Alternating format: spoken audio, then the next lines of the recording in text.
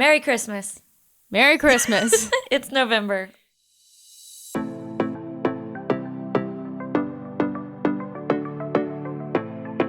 It's hot outside for the weather update. The weather update is that it's warm again. But it was cold. It was cold briefly for one shining moment, and it will be again later this week. Perhaps. Once again. I'm really annoyed because I put a bunch of sweaters in my Newly rental box this month, and I got to wear them for 3 days, perhaps. They'll come in handy later, maybe. How long do you get to keep Newly clothes for? There's no real return date. It just like charges you once a month, so it's like I could keep them into December, but you know, I get charged again for as long as I have them. I can't like make another box until I turn this one in. Okay. But it is nice because it's like, oh, if I can't like turn it in exactly on this date, I'm not going to get like fined for it or whatever. That is nice. So. That is nice. But it does mean I got lazy about sending it back too. So pros and cons. Right. Interesting. It is fun though. So if anyone would like a discount code, reach out to me directly. I love a coupon code. That's true. You do.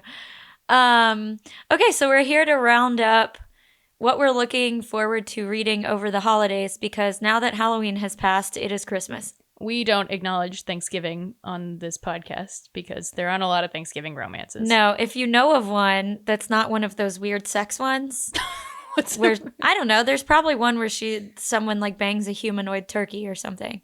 There's got to be. Absolutely. It's like Thanksgilling, but romance. Exactly. Edition. Yeah. Exactly. So if you know of any that are Thanksgiving related that are not that, we welcome them.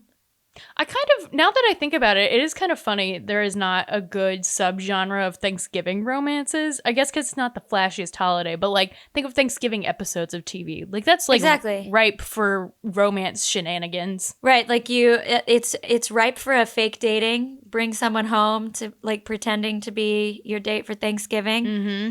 Also, the Wednesday night before Thanksgiving, you go back to your hometown. That's a great second chance romance. I think we mentioned this last year during Thanksgiving. Yeah, I think and made a joke that we would write this book. So once again, we'll write this book. This will be our debut as authors together as our Thanksgiving romance. The one Thanksgiving romance on the market. If we say it enough times. Eventually we'll do it. We'll give ourselves another job. Yeah, that's what I need. More jobs. Yeah. So yeah, I was all in the Christmas spirit when we were talking about this episode last week because it was cold, and now I am less so. I'm sweaty. but we'll get there.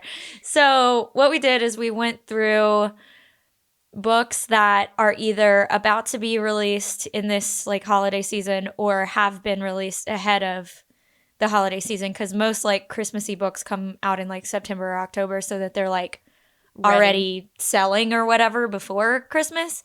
So a bunch of these are ones that I have like advanced copies of too, but I've been like saving for when I'm ready for them. Yes. So we're going to alternate telling you about these books, some of which sound excellent, some of which do not sound as great, but I will read even the worst Christmas book. Yeah, we were talking before this about all Christmas books are good even when they're bad. Yes. It's like this Netflix movie I watched last year with like Zoe Deutsch, who I actually really like. Oh, yeah. But was it a good movie? Absolutely not. It made no sense. But did I watch it 8 times? I absolutely did. Well, the one I watch every year is that Ghost one, the Hallmark Ghost one. That's right.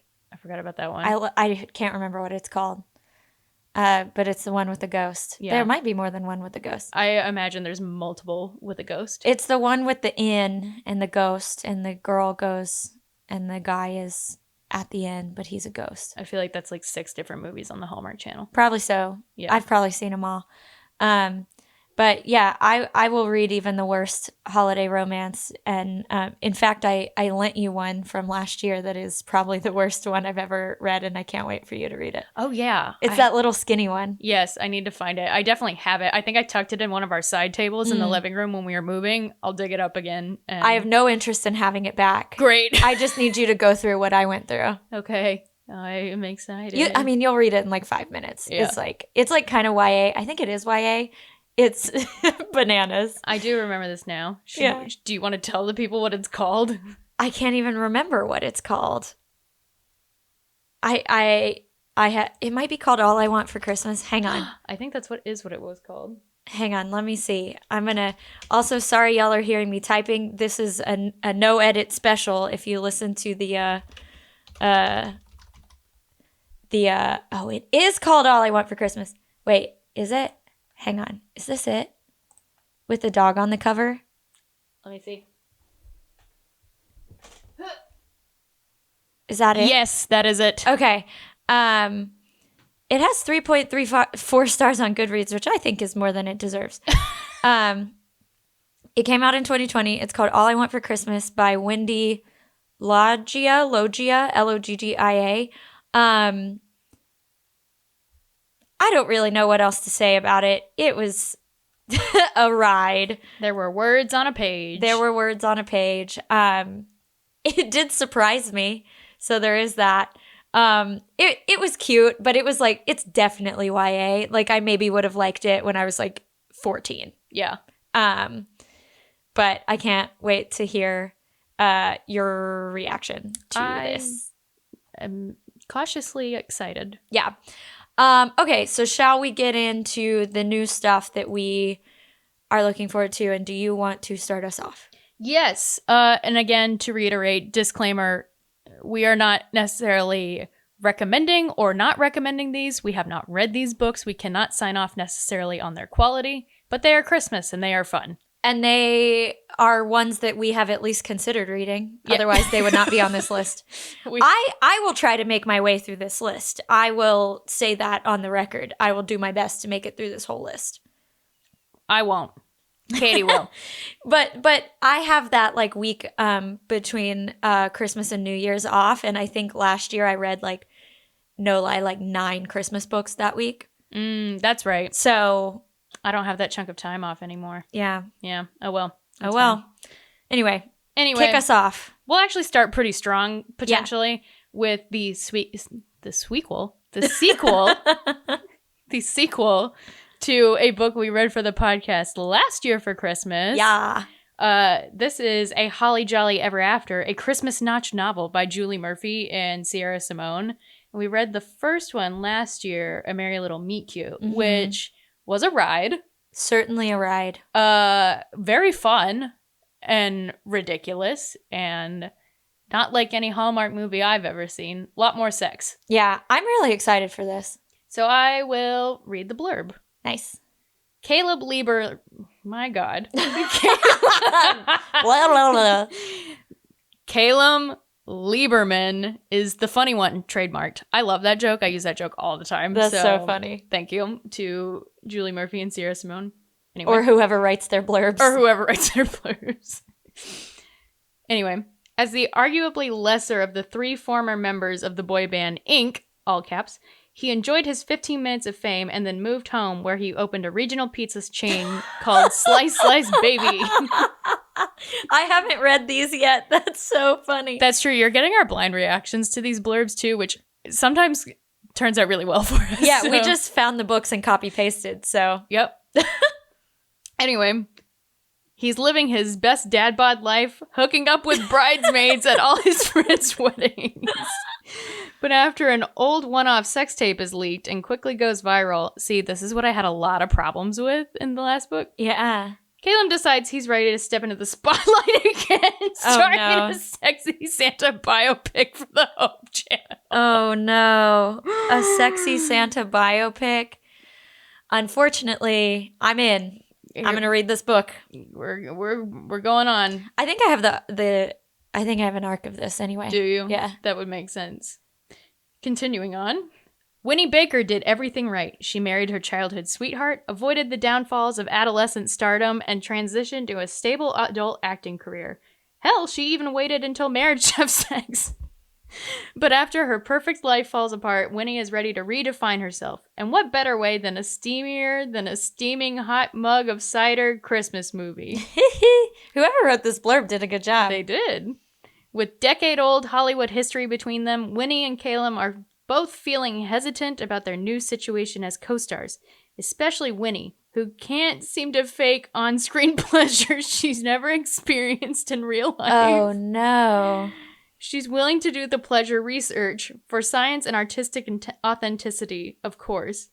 And there's no better research partner than her bridesmaid sex tape Hall of Fame co-star, Kayla. Oh, wait, she was in the sex tape. Co-star. Or wait, No, he was he's the co-star in the current movie. Yes. That wording is weird because it kind of makes it sound like she co-starred with him in the sex tape. I can't remember who the sex tape Me neither. was. We had a long conversation with this because I hated this plot point in the first book. Yeah. But interesting. Okay, I interpreted that wrong, but it is written weirdly. It is. So, continue. But suddenly, Caleb's teenage crush on Winnie is bubbling to the surface, and Winnie might be catching feelings herself. They say opposites attract, but is this Holly Jolly Ever After really ready for its close-up? Okay. I'm obviously going to read this. I'm in all the way. I will read this one. The plot feels super similar to the last one, though. It does. Because, like, he had a teenage crush on her, so similarly in the last one, like, the guy was like, following the girl's OnlyFans or what. Like, it feels really similar. And also, in the other book, weren't they, like, quote-unquote practicing with each other? Also, wasn't that kind of part of the concept? I think so, maybe. Do not quote us on that, but doesn't that that sounds right? It kind of was, because he was like, she was not an actress besides her like OnlyFans. Right. So it was like partially. This feels really similar in concept. Not that I'm complaining because the last one was super fun. Yeah. But also, boy band members turning into actors doesn't always go very well. But also it's like the Hallmark Channel, so like I don't know. Anyway, you're not wrong. This does feel similar. I will read it and I will probably deeply enjoy it. Yeah. So that's not a dig by any means. So, yeah, I will definitely read this one. Also, I feel like we should state for the record that we have not chosen any of our holiday reads for book clubs this year. And so 2 of these will most likely be our Christmas reads. Most likely, yes. For this year. No idea which ones. We'll find out. Maybe afterwards you guys can DM us on Instagram and let us know which of these you want to read together. Based on which blurb shocks us the most. Yeah, I don't think it'll be the first one just because I don't think we should read a sequel. No, I agree. But this one seems like it'll be fun. Yes. This next one is perhaps a contender, even though we have read multiple Tessa Baileys for the pod before. It's because how can you go wrong with a Tessa Bailey? Nope. So Wreck the Halls by Tessa Bailey. The, I believe, second Christmas book we've gotten from her. Holiday Shopping was the first one. Window Shopping. I could have sworn that's what I said.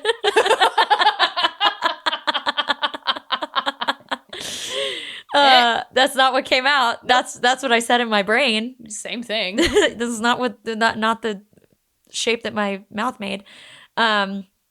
I really liked Window Shopping. I did too. It was a fun little novella. Yeah, fun, quick.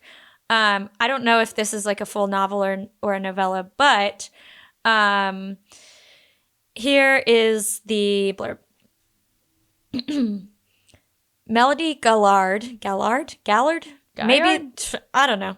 Maybe the daughter of music royalty, but her world is far from glamorous. She spends her days restoring old books and avoiding the limelight. One awkward tabloid photo was enough, thanks. But when a producer offers her a lot of money to reunite her mother's band on live TV, Mel begins to wonder if it's time to rattle the cage, shake up her quiet life, and see him again. The only other person who could wrangle the rock and roll divas. Beat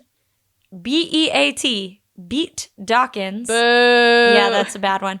The lead singer's son is Melody's opposite. Ew, her name is Melody and his name is Beat. The camera loves him. He could charm the pants off anyone, and his mom is not a potential cult leader. What? Lame. I'm missing some context there. Still, they might have been best friends if not for the legendary feud that broke up the band. Is this Fleetwood Mac fan fiction? Yes. When they met as teenagers, Mel felt an instant spark, but it's nothing compared to the wild, intense attraction that builds as they embark on a madcap mission to convince their mothers to perform one last show. While dealing with rock star shenanigans, a 24-hour film crew, brawling Santas, and mobs of adoring fans, Mel starts to step out of her comfort zone. With Beat by her side cheering her on, she's never felt so understood. But Christmas Eve is fast approaching, and a decades-old scandal is poised to wreck everything. The Steelbirds' reunion, their relationships with their mothers, and their newfound love. I mean, I'm obviously going to read it. But I don't know. I'm just trying to imagine a sex scene with a man named Beat. Yeah, I hope there's some puns involved. Of course there's going to be puns. Do you think he also has a tangle of Christmas lights tattoo on his chest? Like, what's his face from Merry Little Meet Cute? I hope so. But that was him, right? Who had a Christmas lights tattoo on his chest. I'm pretty sure. It was one of our Christmas book club reads. I'm pretty sure it was that one. It was, because the other one we read was You're a Mean One, Matthew Prince. Oh, yeah. And they did not have any bad tattoos. Right, yeah. Yeah. You're right. Yeah, I'm obviously going to read this because I read every Tessa Bailey as soon as it comes out. I actually read that Amazon exclusive novella that she put out like last week because it was like 100 pages. So like I'm in. She is cranking them out. I know. It's insane. This is an insane concept, but I'm obviously going to read it. Yeah, obviously. Yeah. Okay, this next one that you have, I'm really excited about. And I'm refusing to look up Goodreads reviews because I do not want the wind taken out of my sails before I read it. That is smart. So, are the reviews bad? I did not read them, but the star rating is not excellent so far. Could mean nothing, could mean something, who knows? Yeah. Man, I'm reading ahead and there's a theme of all of these so far, so go on. Who'd have thunk? Is it Christmas? No. I mean, yes, but there's another theme. Fuck off. Okay, read the thing. So this one is called 'Tis the Damn Season by Kimmy Freeman, which if you listen to this podcast, especially our Taylor Swift episodes, you know that's one of our very favorite Taylor Swift songs. And I sobbed when we saw this on tour. Which is why my hopes are high for this one. Yeah, so fingers crossed. So this is the blurb. Aspen Moore, a much better name, I like that name, is living proof that money doesn't buy happiness. At 23 years old, the singer-actress has it all. Fame, fortune, her own headlining tour, and yet something, or someone, is missing. When a scandal rocks Aspen's carefully constructed Hollywood life, she's forced to return to her Pennsylvania hometown, where she reconnects with her first love, Roman Torres. Aspen knows they must keep their relationship strictly platonic. This game of push and pull, catch and release she plays with Roman is bad for her. She's not staying in Furtsville. Oh, no. And he's not moving to LA. But their chemistry is undeniable, and amidst rumors and drama, the bright lights of Hollywood begin to pale in comparison to the dark brown eyes she fell in love with all those years ago. Could Aspen be willing to give up everything she's ever wanted for the best thing she's ever had? So this is absolutely fan fiction, and I'm excited. We know she's going to give it up. Right. She's going to give up everything she's ever wanted for the best thing she's ever had. Yeah. I'm excited for the meaning behind the Methodist Church like they do in the song. Yeah, I hope there are a lot of fun little Easter eggs. I'm sure like there this. will be. Yeah. This just seems like one of those that like probably is not going to be very good, but it's going to be a good time. Yes. So I'm excited about it. Okay, next up. This one I actually am excited about. Yes, me too. As y'all probably know, because I think we've talked about it on here multiple times before, we are big fans of One Day in December by Josie Silver. A real heart ripper of a book. Real heart ripper of a book. She has a new book coming out called A Winter in New York. I also read her book from last year, One Night on the Island. I read it this summer, and I liked it. I'm now seeing that she had a book come out in 2020 that I have not read, so I should catch up. The Two Lives of Lydia Bird. Anyway, big fans of One Day in December. So here is the blurb from A Winter in New York. And I'm going to skip the little tagline. Okay. When Iris decides to move to New York to restart her life, she realizes she underestimated how big the Big Apple really is. All the nostalgic movies set in New York she'd watched with her mom while eating their special secret recipe gelato didn't quite do it justice. But Bobby, Iris's best friend, the names, I don't know.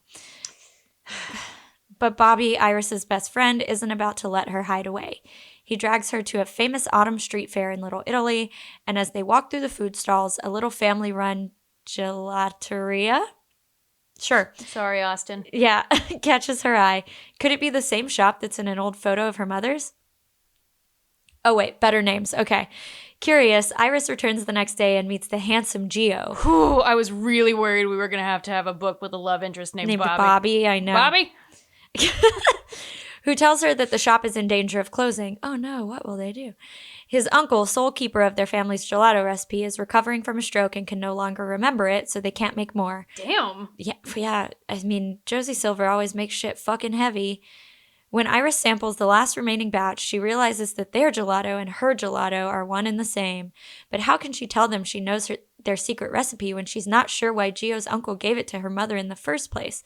I have some ideas. Same.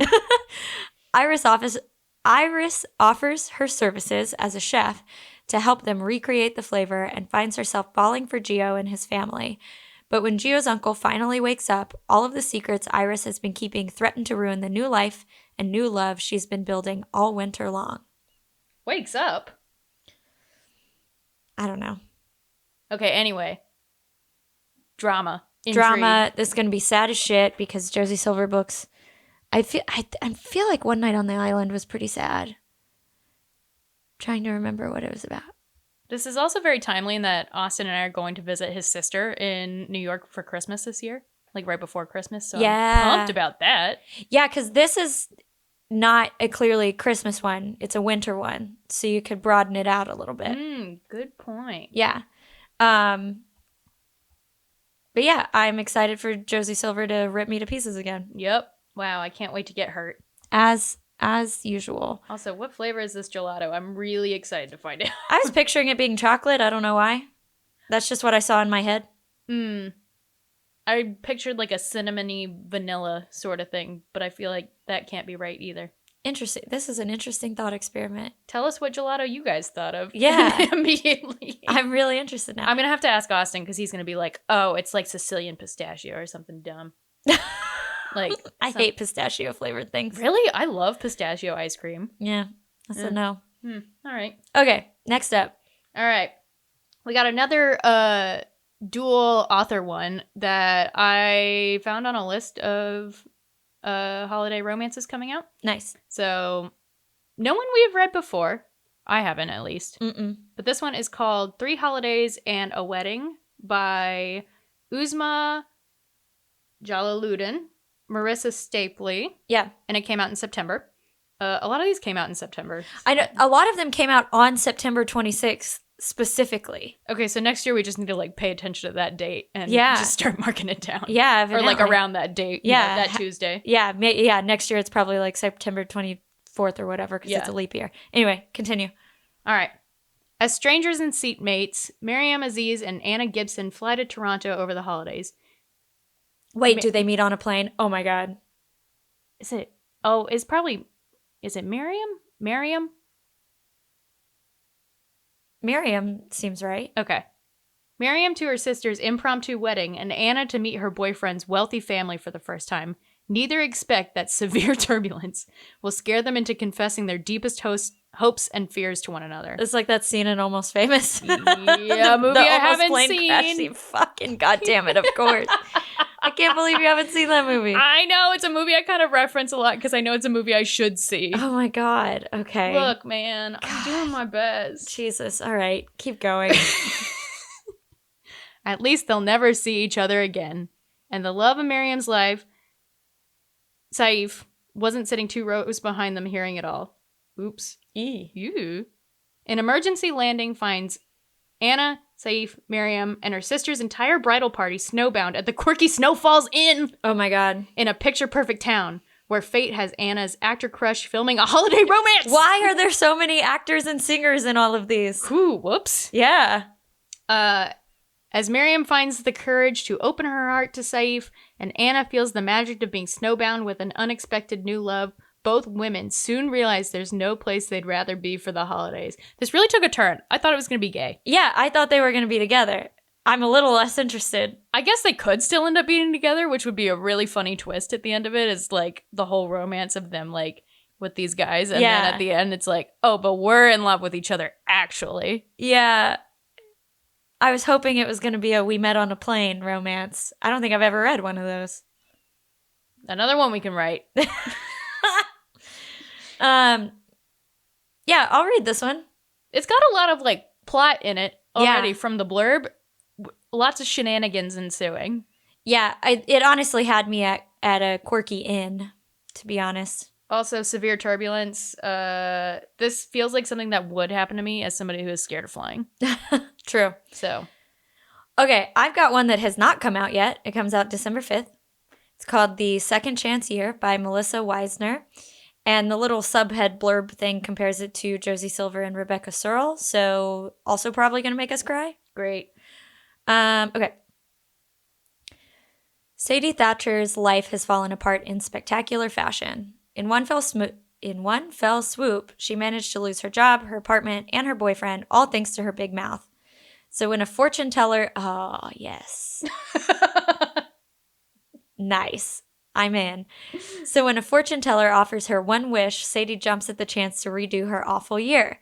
Deep down, she doesn't believe magic will fix her life, but taking a leap of faith, Sadie makes her wish, opens her eyes, and nothing has changed.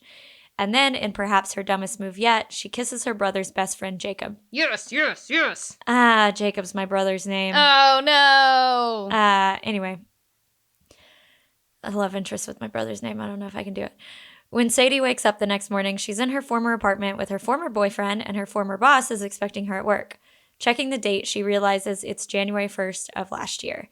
As Sadie navigates her second chance year, she begins to see the red flags she missed in her relationship and in her career. Plus, she keeps running into Jacob, and she can't stop thinking about their kiss, the one he has no idea ever happened. Suddenly, Sadie begins to wonder if her only mistake was wishing for a second chance. I like this one. I like a little sprinkle of magic. Yes, some magical realism. Yeah. And this reminds me a little bit about, what's the Christina Lauren one? In a Holidays? Yes. It's kind of similar. Oh, I do love that one. I know. I thought the same thing as you were reading it. Yeah, I'll probably reread that this year. I haven't reread it. I reread it last year and it's still very fun. Yeah. Very fun, very cozy. Yeah, I'm excited about this one. I'm going to read this one. I think I have an arc of this one. I think that's why I put it in here. I'm wondering if this would be a plot that just genuinely frustrates me, so I don't know. We'll see if I read this one. Yeah, you're bad at kind of suspending your I am. belief for the slightly magical ones. Slightly. Yeah. Or just people who make bad decisions, really. Yeah. Which this could be a person who makes bad decisions. Sure seems that way. Yeah. So, Anyway. we'll find out. Continue. So this one is It Happened One Christmas by not Tessa Bailey. Chantel Guertin? Seems right. That's how I would have said it. Great. Sorry for all the authors whose names we're butchering. I know. I wish we were better at this. We're just not. We're just not. We promise we mean no harm. Anyway. Okay. Had to skip over the little blurby thing. Yeah, I put the pre-blurb in there for our knowledge, but we don't have to read it. It's for fans of The Hating Game by Sally Thorne. So, if that's handy to you. And Maggie Knox's All I Want for Christmas, which I did like, even though I didn't like the other Maggie Knox book. Yeah, I started the first Maggie Knox book, and The Holiday Swap, I think. Yeah, you finished it, didn't you? Unfortunately, I did. I put it down as soon as one of the main characters lied to a medical professional. Yeah. This one was, but I did really enjoy All I Want for Christmas. That's good to know. I think you loaned it to me. No, that's the other one. All I Want for Christmas is a very common title. Yeah, evidently so. Anyway, continue. Will her Christmas wish come true? Zoe Andrews lives and breathes Christmas. She loves everything about the season, and after years of directing countless holiday movies... Oh my fucking God. Hallmark Did they Christmas. all plan this? I don't know. Are we running out of Christmas plots? I don't know. Someone at these publishing houses were like, you know what's super hot right now? Celebrity romances. This is like the exact conversation that happened at Gannett for the Taylor Swift report. You know what the kids like these days? Taylor Swift. Taylor Swift and holiday romances. Let's hire a dude to write about Taylor Swift. Anyway. Oh, yeah. Anyway. Talk to us about that, please. Yeah, I have thoughts. We got thoughts. Anyway, after years of directing countless holiday movies, she certainly knows her way around a festive tale. So when she finally gets the chance to bring her own script to life, she isn't about to let anything or anyone stand in her way. Not Sorry, even I'm reading it. Stop. Not even the stupidly sexy, utterly frustrating, plaid-clad tree farmer. Plaid-clad tree farmer is so funny. Benoit Deschamps. Sure. He's definitely French, so. Evidently. Moonlighting as mayor of Chelsea, the cozy Quebec hamlet. Oh, there we go. Yeah, The cozy Quebec hamlet at the center of Zoe's screenplay. Ben Mattingly, God damn it, refuses to grant her a film permit in his enchanting town. I like that you just decided to not say the word. This is a true no edit special. Yeah, this is unhinged. I'll practice later. With just 4 days left before Christmas, Zoe must change Ben's mind. What? But not before an unscripted ice storm leaves them stranded in the middle of nowhere. That's triggering. With nothing except each other. That could take a dark turn. Yeah. If you want to make this into a murder. Will Ben's chilly resolve shatter Zoe's Christmas movie wish? Or will Zoe be able to melt his stubbornness and maybe even his heart? I want to read this one. It sounds unhinged. Yeah. I'm in. It's got a bananas plot, so I'm in. So he's the tree farmer and the mayor? Oh, he's moonlighting as the mayor. Yeah. Is it like a Taylor Dozy situation where he's not the mayor, but he is the mayor kind of thing? I don't know. He's a tree farmer. I don't know. I don't think you should look too closely at it. Fair enough. Okay. I have got Talia Samuel's debut sapphic rom-com. Oh, hell yeah. Compared to Alison Cochrane, which I'm in. It's called The Christmas Swap. There's always swap in these names. I have almost definitely read a book called The Christmas Swap before. We just talked about one called The Holiday Swap. Yep. Okay, here we go. Margot Murray. That's a good name. I love the name Margot. I do too. My ex's dog was named Margot, and I loved her. I have a little cousin named Margot. Margot's such a cute name. Anyway, Margot Murray is a newly... I wonder if Margot Murray is a Wes Anderson reference. Because my ex's dog was named Margot after the Royal Tenenbaums. Mm-hmm. And Bill Murray is in all of Wes Anderson's movies. Oh, that's kind of funny. So that might be a reach, but that was the first thing I thought of. Anyway. I like that that's where your brain went through that channel of multiple yeah, pop culture it went there really references. fast. Yeah. Margot Murray is a newly single, successful businesswoman with no interest in a cutesy seasonal romance after her breakup with her long-term girlfriend. Ben Gibson is an unlucky and love sweetheart in need of a woman to bring home for the holidays. Together, they make a pact. Margot gets 2 blissful weeks away from London in a picture-perfect manner, and Ben gets a fake girlfriend for his holiday at home with his family. This is Kiss Her Once for Me. Yeah, you're comparing it to Alison Cochrane. It is Alison Cochrane. Ben Gibson is way too close to Ben Gibbard. I know. I thought the same thing. This is wild. Okay. Oh my God, this is the exact same plot of Kiss Her Once for Me. Oh no. Upon arriving to the manor, there was not a manor there though, so I'm interested in that. They were rich though. Yeah. Upon arriving to the manor, Margot meets Ben's sister, Ellie, who is suspicious of the supposed relationship right from the start. Ellie intends to get to the bottom of their relationship, not being able to see how the two of them work as a couple. As Ellie and Margot grow closer, will Ben and Margot be able to keep the charade up, or will Margot and Ellie risk the chance at something real? It's identical. I will read it because it sounds great. Yeah, it's just, it's identical without the, like, past backstory between the two. Right. I mean, I'm not mad about it, but... But also, that's really close. Yeah. Ellie and Margot are cute names. I like those. I like that. Again, Ben Gibson, way too close to Don't Ben really Gibbard. like that. No, I'm I'm sorry. But we do like a rich people Christmas. Yeah. So. I will set up that the next book is set in a quaint mountain town of Maple Falls, Colorado, which is pretty much Maple Hills? Yeah, I don't know, but it's all you need to tell me to get me into a book if it's got a cute little name. What is it from Icebreaker? It's Maple something. Oh. I don't remember. Icebreaker. Look behind the scenes.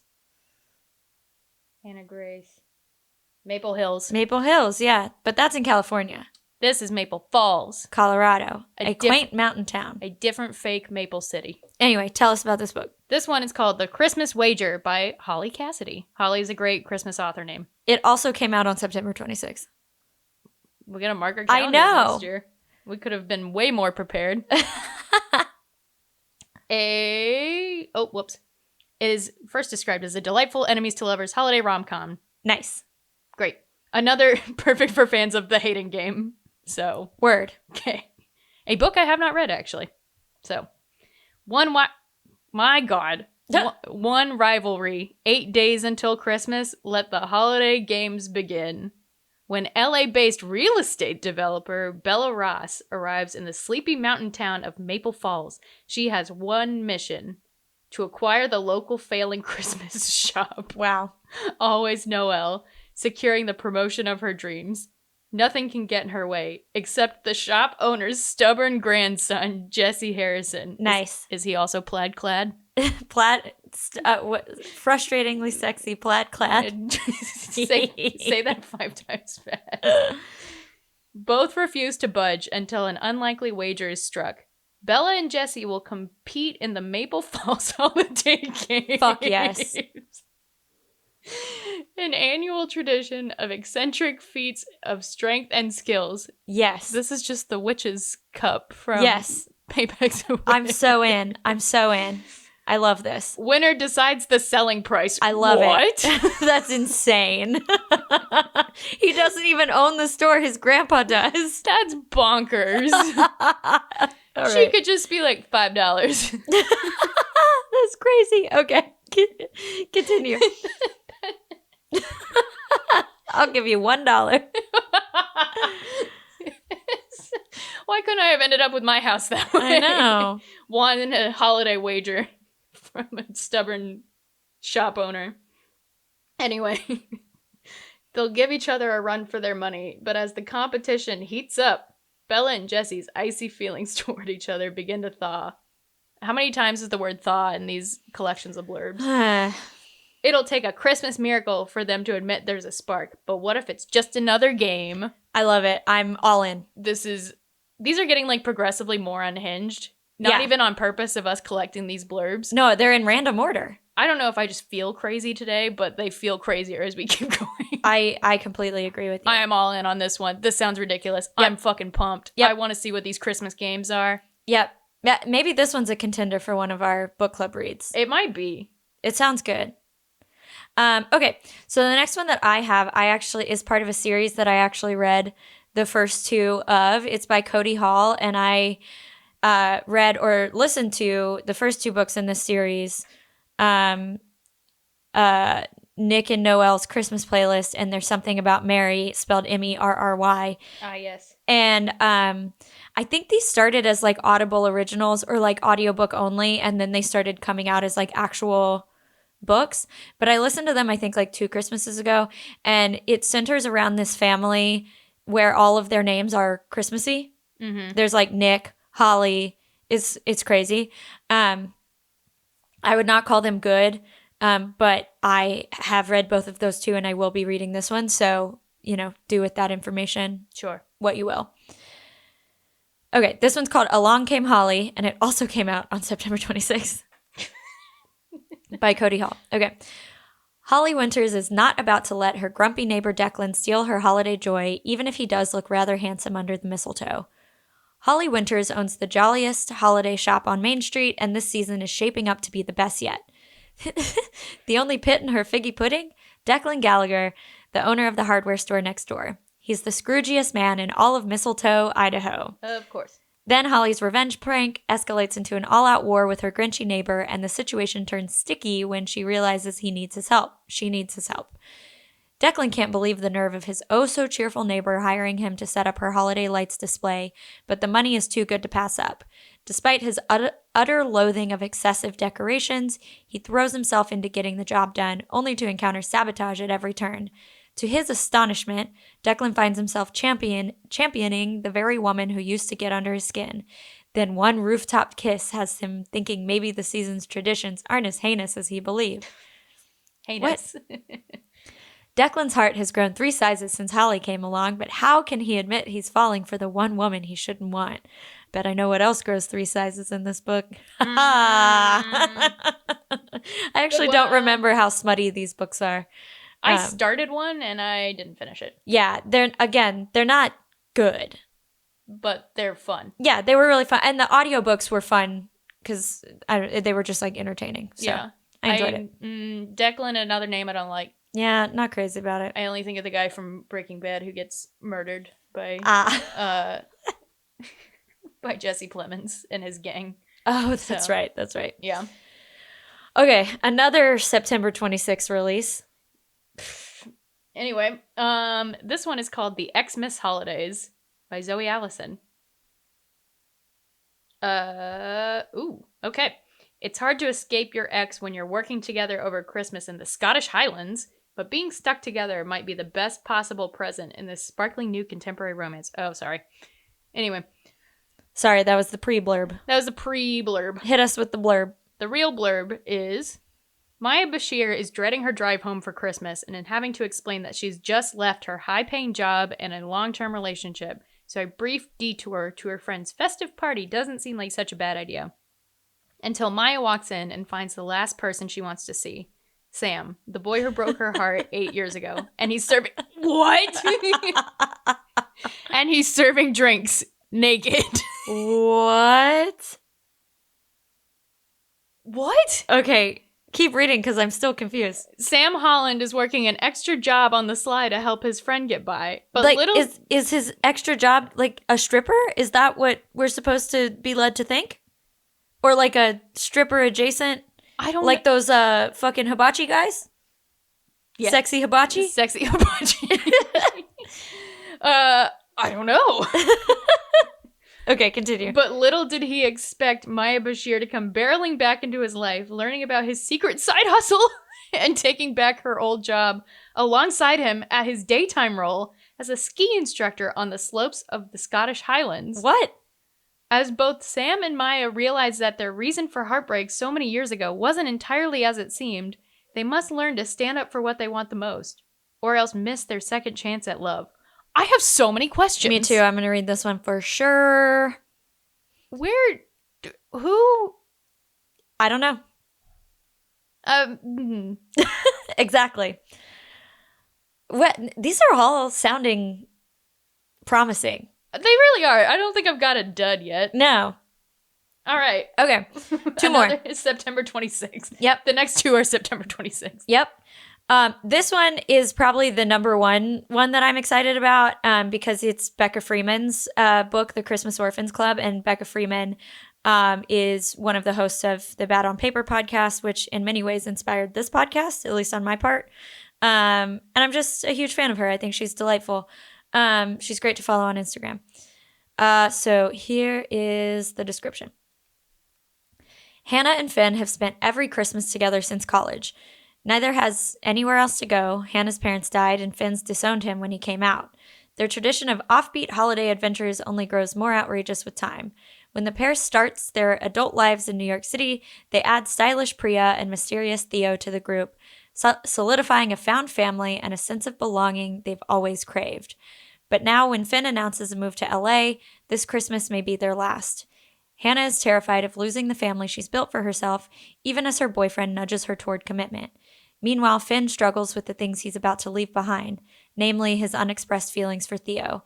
Does growing up mean growing apart? This Christmas, the changes these friends fear may be exactly what they need. Ooh, this sounds fun, but Yeah. also sad. It sounds like Happy Place. somewhat. Yeah, it sounds like it's not like straightforward romancy, it seems like, but it seems like there's like romance in it. Mm-hmm. So I'm really excited about this one. Yeah, I'll read this one. Yeah, I'm excited. All right, Last one. last one. Love, Holly by Emily Stone. Drink every time Holly is mentioned in one of these books. Holly, Thaw, Plaid, Grinches. All right. Sometimes it takes a stranger to bring you back to yourself. Ever since a car accident tore her family apart. Damn. Holly has been part of a Lonely Hearts Holiday Letter Writing Club. Each December, she writes to a stranger who is also spending Christmas alone and receives a letter from another lonely person in return. Usually the letters go unanswered. That's the point. The letters are anonymous, and the senders write whatever is in their heart.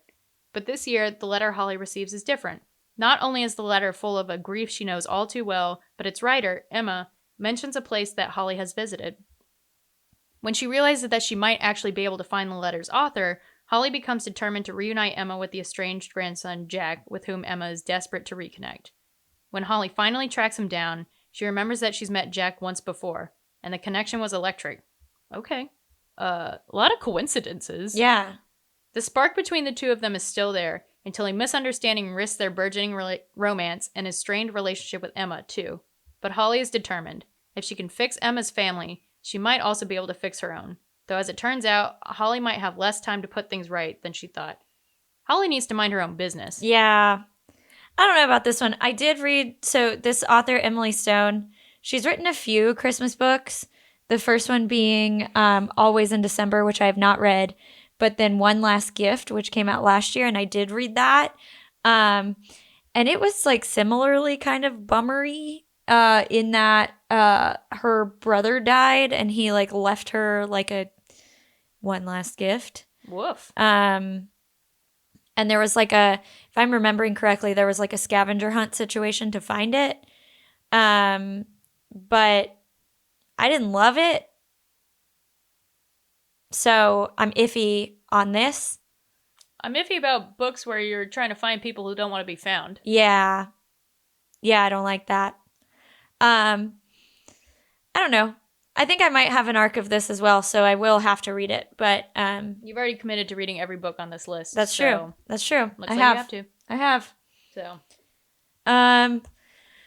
Well, cool. Do you have any standouts from here? I mean, Christmas Orphans Club, I think, is a standout for both of us.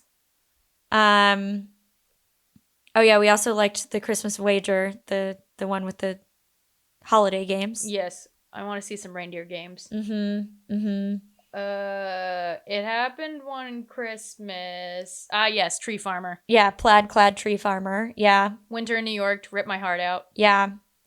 Second Chance Year, just because I like magic. Really not a lot of duds in this list. Yeah. It's only really the last one that I'm like, on. I know. We ended on a lukewarm note. But, Yeah. A lot of really unhinged selections this year. Question for you. When do you normally start reading Christmas books? I could start now. Really? I could start now, I think. Next cold snap, I could start. Yeah, I think either next cold snap or Thanksgiving, whatever comes first. Yeah. Because the day after Thanksgiving is normally when we put our Christmas tree up. Yes. And I feel like I have to have a Christmas tree to read a Christmas book. I think that's fair. Yeah, Austin has a strict rule that we're not allowed to put the Christmas tree up before Thanksgiving, so. Yeah, and I never do that. We're a day after Thanksgiving family. See, so are we, but now I'm like, when are we going to put it up? Because the day after Thanksgiving, we're going to Margaritaville. We are going to Margaritaville. Which is a great segue into what we're going to read next. But we're probably not leaving y'all don't wake up as early as I do, because I was planning on doing it that morning before we leave. I'm working also. I didn't take the day off. Yikes. I know. Rough. I know. I don't get many freebie days off, but that's one of them, thank God. I don't suspect there will be much happening. I suspect there will not be much happening. Anyway, so to transition into what we're reading for our next book club book, it is perhaps one of the last things that any of you would expect. But, Yeah. but we have a reason. Yes. So as Abigail mentioned, the day after Thanksgiving, we are going to Margaritaville. We are dragging our respective partners. It did not take that much arm twisting, to be fair. But we wanted to go to the Texas Renaissance Fair, which occurs outside of Houston every fall, and the last weekend of it is Thanksgiving weekend. And so I texted Abigail and was like, shall we do this? Ryan and I we were like, we're going to go. But I was like, do y'all want to come? We can get a hotel and whatever. And Abigail's like, yes. And so then I'm like, well, where should we stay? Because it's kind of out in the middle of nowhere. There aren't really that many options. Most people camp, but none of us want to do that. Nope. And so I'm on the Texas Renaissance Fair website and I click on lodging and I see the headline, the official resort partner of TRF, and it is the Margaritaville Lake Conroe Resort. And I do not have words to describe the feeling that passed over me. Perhaps fate or like kismet. At that moment, all our plans came together. I have never had anything that seemed so tailor-made for me arise in my life. But there are two things that I hold really close to my heart, and that is Renaissance fairs and Jimmy Buffett. And so obviously we're staying at Margaritaville, staying at 2 nights in Margaritaville and going to the Ren Fair. This is also our first trip together with our partners.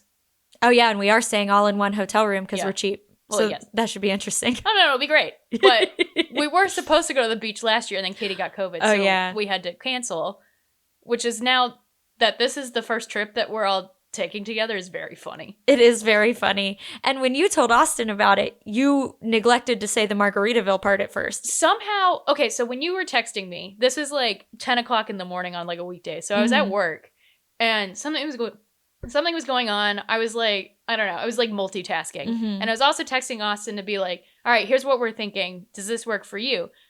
And because we were also trying to figure out how much money we wanted to spend and like whether it was like cost effective and stuff too. Yeah. So I was like, I was a very bad liaison and was like, okay, so we decided we're going to do, because we were also talking about if we were going to do Thanksgiving Day together too. Right. Yeah. So it was like 3 plans trying to like come together at one point, and Austin was at work already. And so I texted him like screenshots with like no other context and was like, are you down? And I think it was only about the Renaissance Fair. And none about it was about Margaritaville. And then 3 weeks later, I was like, okay, yeah, so this is the plan. We're going to leave on Friday and go to Margaritaville. And he was like, what? I was like, yeah, before we go to the Renaissance Fair. And he was like, you didn't tell me we were staying at Margaritaville. I was like, I for sure did. I definitely told you. And then I went back and looked and I had not. I just like Venmo requested him. I'm picturing how funny it would have been had we just shown up to Margaritaville and he didn't know. Damn it. Fuck. Anyway, Ryan and I are going on a very nice trip to Belize in December, and I think I'm more excited about this than I am about Belize just because that warms my heart. This is going to be fucking insane. Yeah. And I'm nervous for my liver a little bit. We were just talking to Ryan before this about how we can't get too hammered on Thanksgiving because we got to prepare to get hammered the night before the Ren Fair. Yeah, we can't get too hammered before the Ren Fair because we got to get hammered at the Ren Fair. It's going to be delightful. We recommend drinking responsibly. But we recommend fun also. This is a special occasion. Yeah. Margaritas and mead. Oh, God. I cannot drink the mead again. Oh, I'm drinking the mead. Wasn't it Ryan who said he wants a horn this year, too? Oh, yeah. We do need to get a horn. We should all get horns. We should. I do have a full bottle of mead from last year when we purchased it because I've been too afraid to consume it. I've never had a headache like that in my life. Oh, shit's strong. Yeah. Oh, and then we went to Chili's afterward. Yeah, and I was fighting off a migraine. That's true. Anyway, so we're reading. All of this is to say Abigail and I were having a hard time figuring out what book to read because our next episode comes out the day before Thanksgiving. And And as we mentioned, there are no Thanksgiving romances. And I said, what if we reread Well Met? And of course, I said yes, because we love that book. Yeah, so it takes place in the summer, but it does take place at a Ren fair. So we've talked about Well Met on the pod before. We have not officially given it the full treatment. I have never reread it, so I'm excited. So that's our next book. I've reread it multiple times, and I usually kind of reread it every summer. I didn't this summer, but I'm fairly certain I did last summer. So it'll be kind of weird to do it now, but it'll be fun. And Yeah. I'm excited because it still holds up in a reread. Yeah. I'm really excited. And we'll post photos on Instagram from the Ren Fair. Oh, absolutely. I went to a friend's house yesterday to pick up some clothes, and she gave me a Nutria fur vest that her friend in New Orleans makes. I love it. I love it. I'm not going to say what my outfit is because I want it to be a surprise. It's a secret. Yep. It's for the internet to find out. Yeah. Anyway, so get your copy of Well Met, perhaps from our bookshop or from your favorite local bookseller. Or your library. And we'll talk to you all in a couple weeks. Yes. Merry Christmas. Merry Christmas in early November. Yep.